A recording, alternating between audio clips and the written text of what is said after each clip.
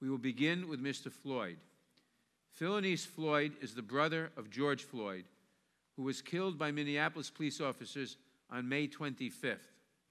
Mr. Floyd has spoken eloquently about his brother's life, and we appreciate his being with us today, having flown to Washington to testify before us today directly from his brother's funeral in Houston yesterday. We are all so sorry for your loss. Mr. Floyd, you may begin. Thank you. Chairman Gerald Nadler and members of the committee. Chairman Gerald Nadler and members of the committee, thank you for the invitation here today to talk about my big brother, George. The world knows him as George, but I called him Perry. Yesterday, we laid him to rest. It was the hardest thing I ever had to do. I'm the big brother now, so it's my job to comfort my brothers and my sisters, Perry's kids, and everyone who loved him. And that's a lot of people. I have to be the strong one now because George is gone.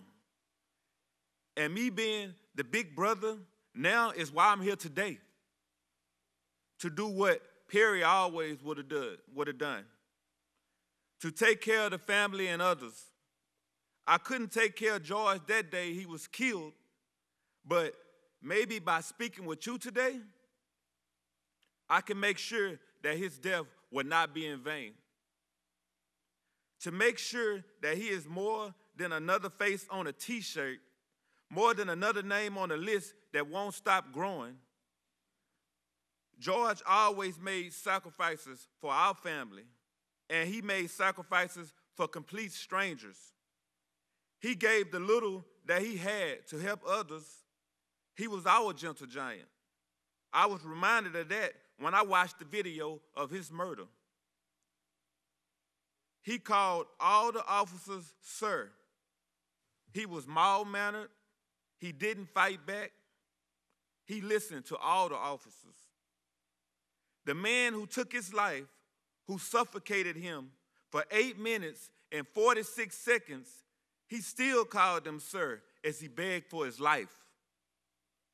I can't tell you the kind of pain you feel when you watch something like that.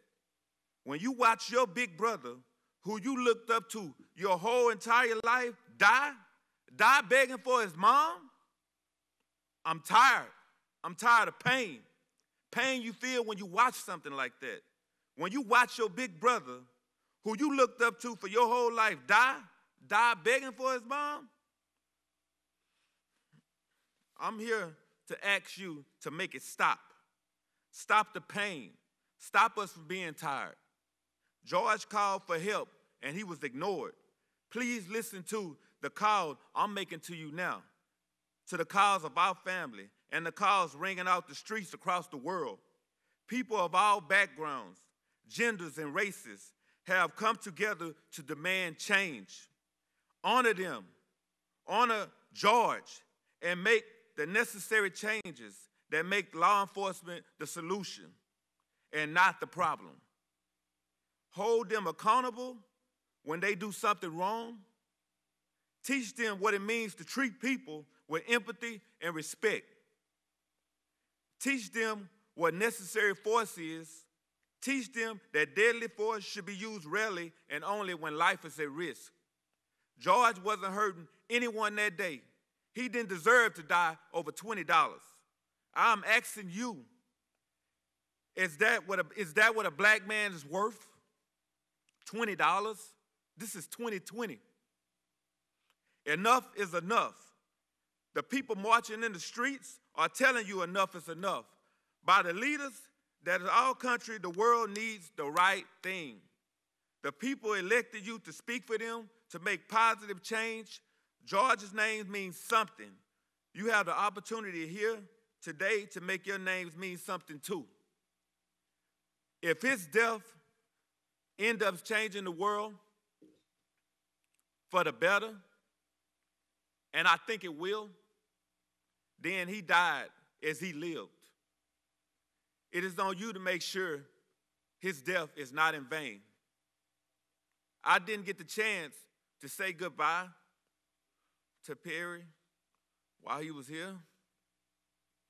I was robbed of that.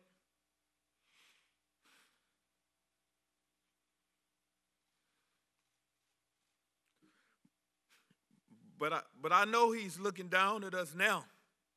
Perry, look up at what you did. Big brother, you changed the world. Thank you for everything, for taking care of us when on earth, for taking care of us now. I hope you found Mama and you can rest in peace with power. Thank you.